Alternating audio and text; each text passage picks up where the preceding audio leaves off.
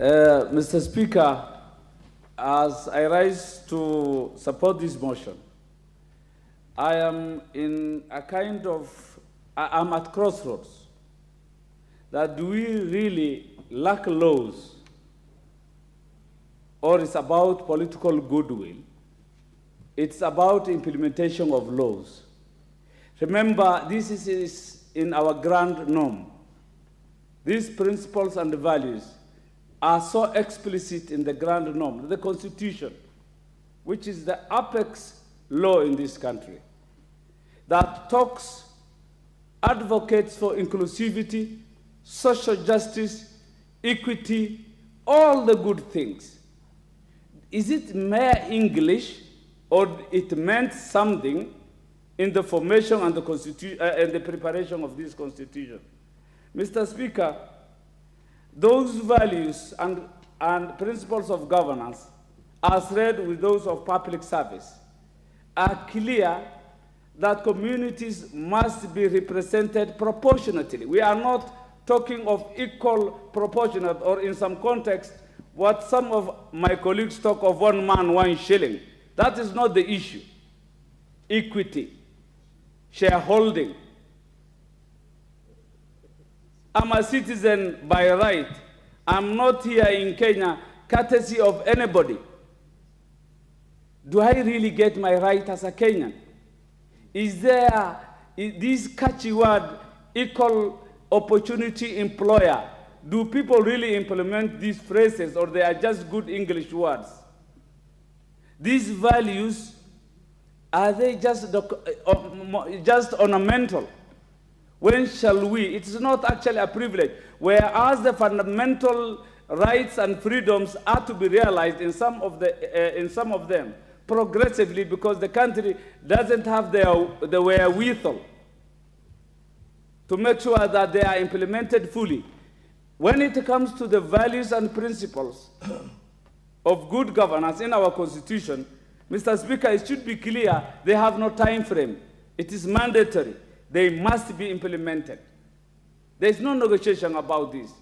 Why am I saying this? I come from an area which is ordinarily marginalized.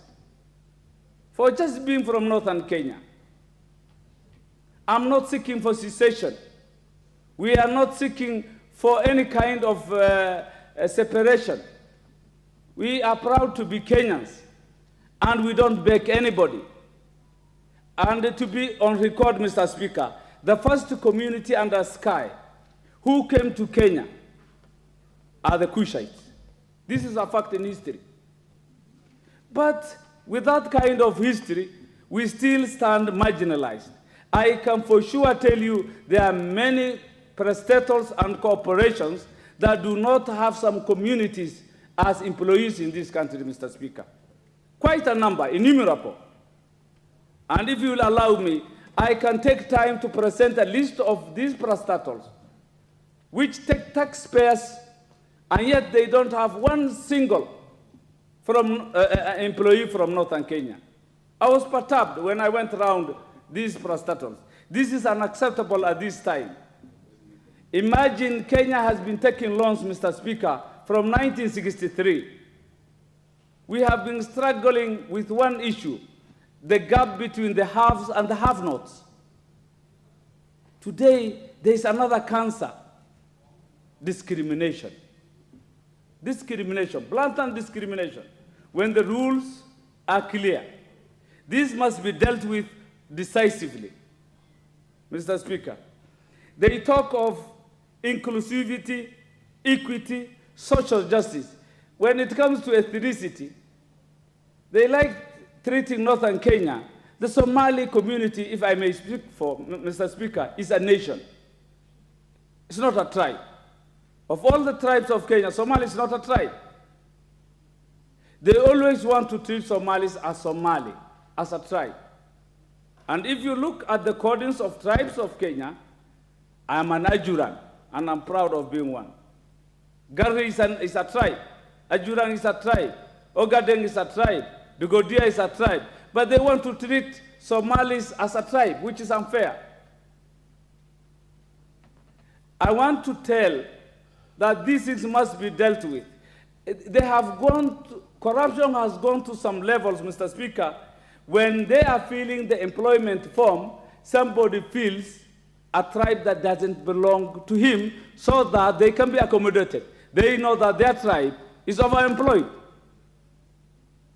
You will see wonders in terms of data. Even the integrity of employment data is seriously questionable, Mr. Speaker. That other tribes use the tribes of the marginalized tribes to make sure that they get entry. Mr. Speaker, we are at a loss. The marginalized are not getting their space. I really agree, in as much as we will amend.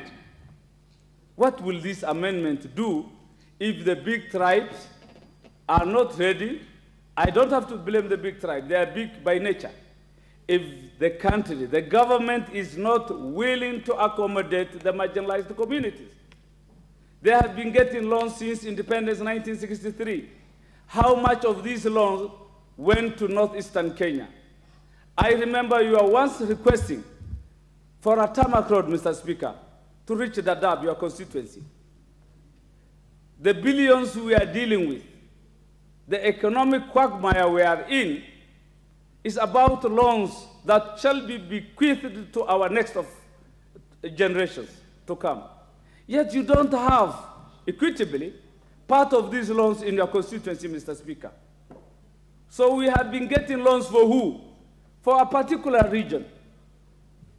Even the equalization fund has become a mockery, Mr. Speaker, that everybody is looking for equalization when we are naturally unequal, Mr. Speaker. What we used to call ASALs, you will even wonder Nyeri is qualifying to be an ASAL area, Mr. Speaker. Something is amiss, we are getting it wrong. It's like the marginalized are deeply getting marginalized, and something has to be done. Mr. Speaker, these reports that are presented to Parliament, in my view, are not authentic. They require forensic audit. Even the data is manipulated. The truth is farther than what is brought to Parliament. The bigger tribes have bigger proportions than what is on paper. So I beg, in as much as we amend, can we engage each and every parastatal and ministry to make sure that there is equity? I'm not asking for equality. When will adjurants be given equal opportunity as they put in their adverts? I today speak for the adjurant community. When will they be mainstreamed in the main public service, Mr. Speaker? We can no longer, I'm not under any colony. We all got independence in 1963. What is this that is a setback to me as an adjurant and not other tribes? It is unfair, universally unacceptable. It is clear in our constitution. It is deliberate that we are being marginalized, not only in terms of employment, economically. I believe it is the first time that Kenya Kwanza is trying to put the main road, to tarmac the main road going to Mandera. For that I support. But that is just a drop in the ocean. A drop in the ocean. People are forgetting the white highlands are becoming squeezed. They are being fragmented, and they have to move to ASALs. And that shall be the basket, the bread basket of Kenya in the future. By the time they will be coming, I don't know what kind of situation they will find. With those few remarks, I fully support, but we must enforce our laws. Thank you, Mr. Speaker.